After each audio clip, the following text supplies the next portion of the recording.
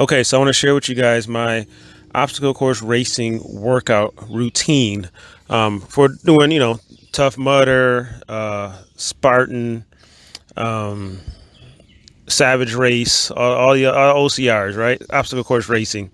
So I always start off with a nice little warm up on a treadmill. Usually no more than 5 or 10 minutes because you don't want to exhaust your body. Just kind of want to get the blood flowing and your joints loose. Um, and if you're not used to running on a treadmill, I do recommend just putting on the highest incline you can.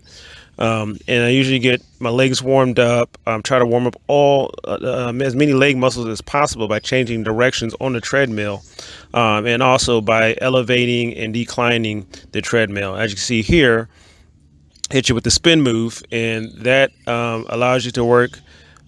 Change up muscle groups on your legs, and I do the same thing when I'm doing obstacle course racing. Trying to run in one direction. Obviously, you want to run forward most of the race, and but when I hit a hill, especially halfway through a race, I hit a hill just to give my legs my primary muscle group a rest. I switch and go either run backwards or run sideways, um, especially up steep inclines, because that will wear you out during the races. So I think that gives me a bit of an advantage because then when I'm running forwards, my those muscles are a lot more fresher. So I can see in a minute here, I also so I went backwards and I go sideways on the treadmill. Here I am switching it up a little bit, and you kind of lean forward a bit, and that adds a little bit more resistance. And so that kind of intensifies the workout. And if you guys want to try this, I highly recommend starting off walking, train your muscles, the muscle memory, to turn around and practice your balance. So I started off with having a treadmill like on one and going backwards, and then slowly turn up the speed slowly. But you want to be very, very careful doing this because you got obviously get very injured. So and it takes it takes confidence too, right? Because if you're not confident, you definitely will fall too. So as you see, you go sideways. Just changing up muscle groups, loosening everything up, getting my agility going, and getting ready for my workout routine. And obviously, you want to do it on a treadmill with sidebars too, just for safety. So here we're doing core exercises, hand-eye coordination, a bit of a grip strength exercise too, I guess. It also works your legs. It's almost a total body, really. But 12, I have a 12-pound medicine ball, and that's how we get it in. So this circuit, we hit that, and then we do jump training, boom, not just forwards, we also go sideways, and we want to hit every angle. That way, when you're doing your OCRs, you're just ready, right? And also you avoid injury that way too. Now we're going to upper body, plyometric push-ups. Again, I started off with this, was just doing regular push-ups and just kind of jumping with my hands slightly, like a few inches off the ground, and then graduated to actually clapping my hands together and then going lateral motions with it too. So here I have my the hurdles in the way. It couldn't go continuously, but you kind of want to go continuously here with this.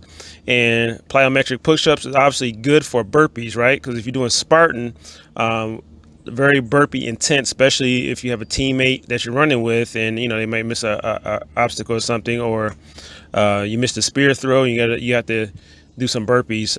That is very good burpee training.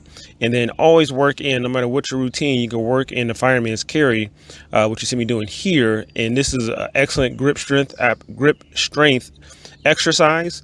And what this exercise does, it's very intermediate and great for grip strength, because most of these obstacle course races require some sort of grip strength, some sort of monkey bar obstacles, and you want to have good hand strength. And this is really good too, especially if you starting off doing bench press and stuff like that. A lot of times your hands will go out first before your actual targeted muscle group. So that is very, very important. So now we're going to turn up the intensity, and we're going sideways, right? And starting off with burpees. Again, burpees is something you can always work in. It's more of a total body exercise. It's plyometrics. So we hitting the hurdles, and we doing some agility training. Again, this gets the heart rate up. This is how I do cardio. And then eventually, you have to run outside, especially doing OCRs. But you gotta get your body used to high intensity workouts, right? This workout with your heart rate going and be able to still hit obstacles. Because one thing you don't want to do in OCR races is do all this running, be out of breath, and get to an obstacle, and you can't climb over the obstacle, you can't do the A-frame, and you just be worn out. So I try to do consecutive exercises with a high heart rate.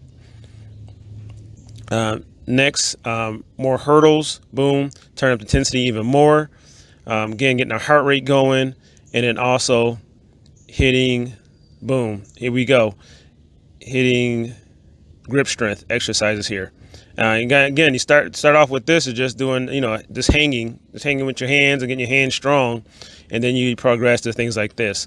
And I've seen on OCR races, I've seen so many people fall doing monkey bar events like that because they didn't practice or didn't train, just holding their own body weight on bars. So obviously this is a little advanced, but this is how you do it. You just keep going, go to the next level. And again, more agility training, getting the heart rate up, get my legs moving, changing up muscle groups, trying to target all my muscles, all my leg muscles and lower body.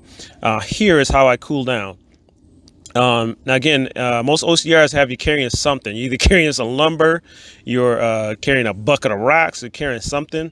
And so again, be careful on the treadmill, exercise caution, start off slow, and also rotate, right? So on this exercise, I rotate the weight I had on my shoulder here, put on the other shoulder, and carry it up front, and just constantly rotate it and try to, and I try to get this in at least for like, 15-20 minutes to end my workout. And then for the last 5 minutes, I just walk it out and cool down. Again, this is a very, very good exercise. And again, it's just like, you think about it, the race is only going to last, 30, 45 minutes. But just like any other sport, like football, you practice all week, but the actual game only lasts maybe 2 hours. So the same thing here. You want to practice, over practice. That way, when it's game time, it's easy. You kind of finish the race, like, oh, that was it. So stay tuned. Watch more videos. Don't forget to like and subscribe, and I'll leave it here and watch the rest of the video. Thanks.